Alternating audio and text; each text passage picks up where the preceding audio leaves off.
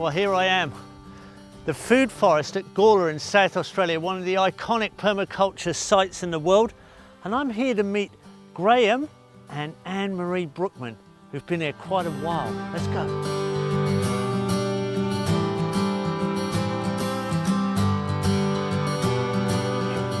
Here he is.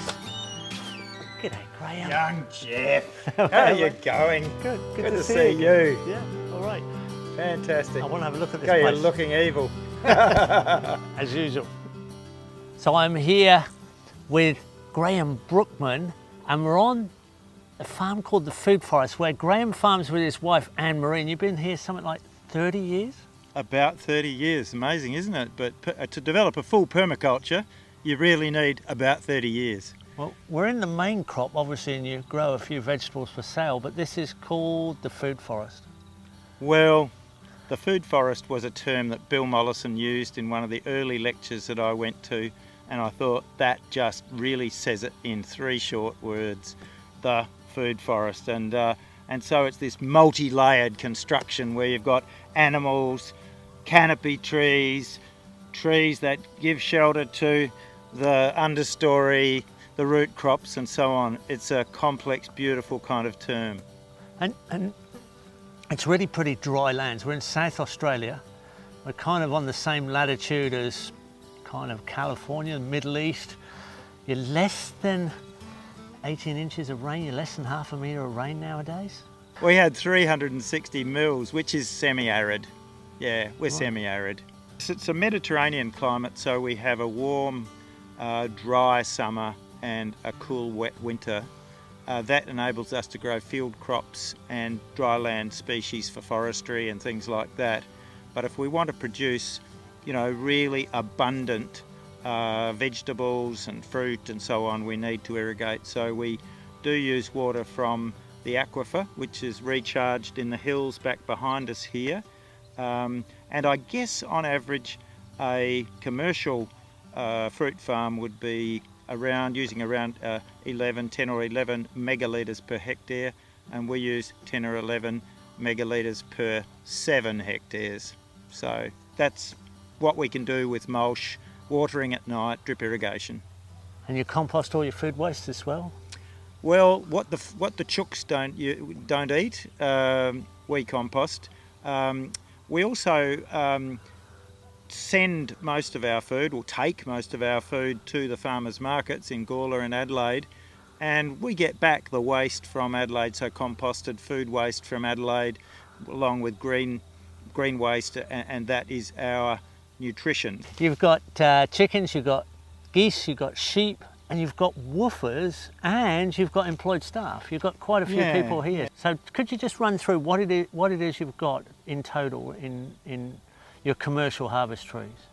I won't go through all 160 varieties, but we do have stone fruit and vines.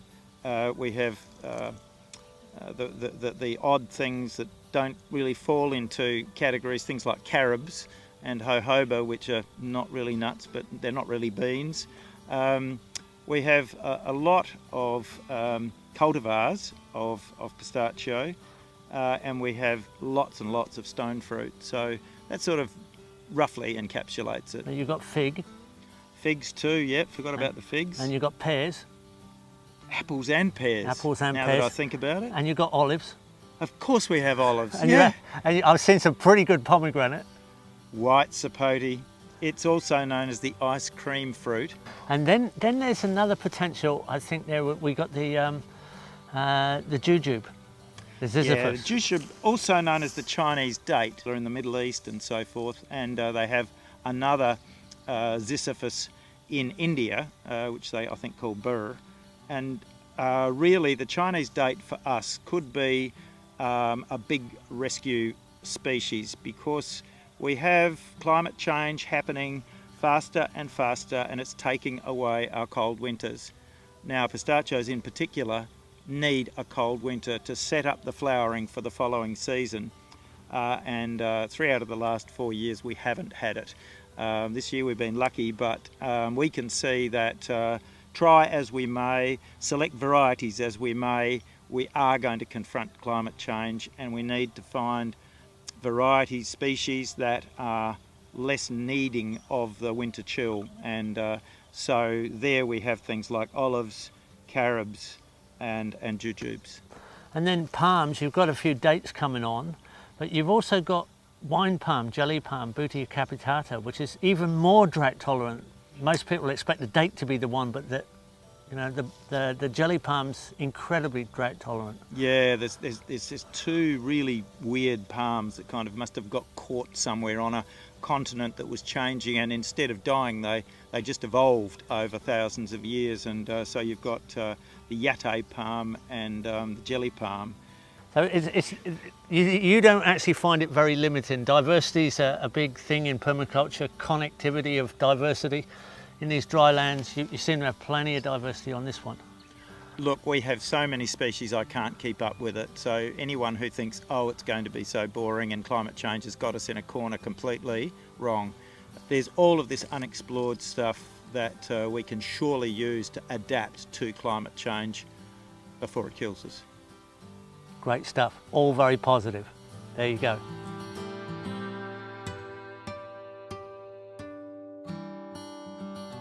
Now that's commercial dryland permaculture. Real diversity, real production, real economy, supporting the community. Great stuff. That's what we need to see.